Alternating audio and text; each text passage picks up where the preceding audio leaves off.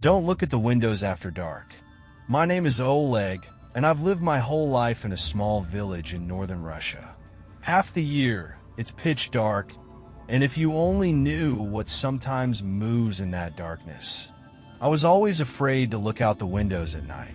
My mother used to say it was dangerous. What if someone looked back?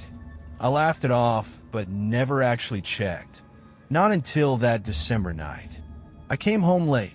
My parents had gone to the city, leaving me alone in the house. It was almost 2 a.m. when I heard it, a faint scratching at the window. Soft, barely noticeable, like claws. Commentator 92. Nope. I would have grabbed a flashlight and hid under the bed. I tried to ignore it.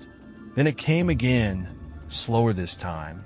Long, deliberate strokes against the glass. My heart stopped. Someone or something was outside. I don't know why, but I crept toward the window and peeked through the curtain.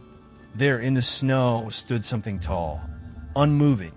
I couldn't see its face, but I felt it staring at me. Its hands, long and thin, rested against the glass. Dead inside 13. Dude, close the curtains and go to sleep. The less you know, the better. I stepped back, and then it spoke. The voice was dry, hollow, like the wind slipping through cracks in old walls. Open the door. I know you see me. I couldn't breathe.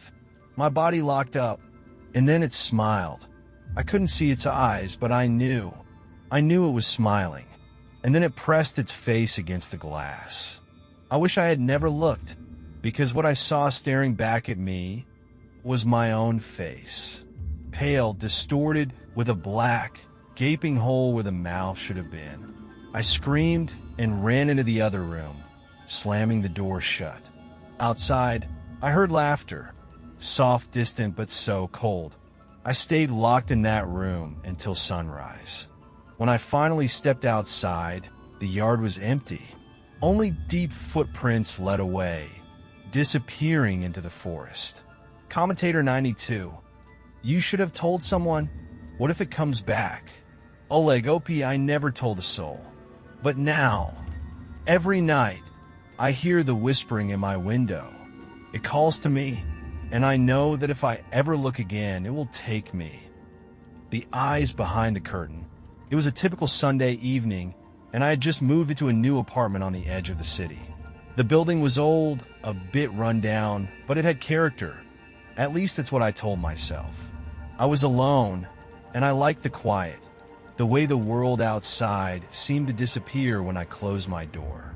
It was almost midnight when I first heard it, a soft scraping noise. At first, I thought it was just the wind or maybe the neighbors. Old buildings have their creaks, right? But then it came again. The noise, unmistakable now. Someone was scratching at my window. I tried to ignore it. I didn't want to be the kind of person who let their imagination run wild. But it wouldn't stop. It was rhythmic, deliberate, like someone was waiting. I couldn't take it anymore. I stood up and walked over to the window, hesitating. The scratching stopped as soon as I was close. It was like it knew I was coming. I pulled the curtain aside slowly. Nothing. For a moment, I felt foolish. But then I saw it, a handprint, clear as day, right on the glass, as if someone had placed their hand there from the outside. I froze. My heart was pounding in my chest. The window had been closed the entire time. No one could have gotten that close without me hearing. Then I heard a soft whisper, "Let me in."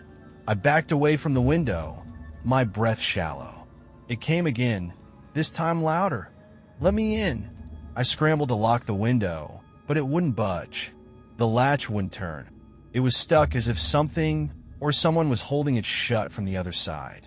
Panicking, I turned and ran to the door, but before I could reach it, I heard the whisper again. This time it was right behind me. "You should have let me in." I turned around, and there, in the reflection of the window, was a face, pale, twisted, with hollow eyes staring back at me. I didn't look again. I ran out of the apartment and didn't stop until I was back in the safety of my car. The next day, I went back to get my things. When I opened the door, everything was exactly as I left it. But the window? It was wide open. Commentator 92. Nah, dude, don't ever look back. Dead Inside 13. If you're still in that apartment, it knows where you are. OP. Author, I moved out the next week. I never went back.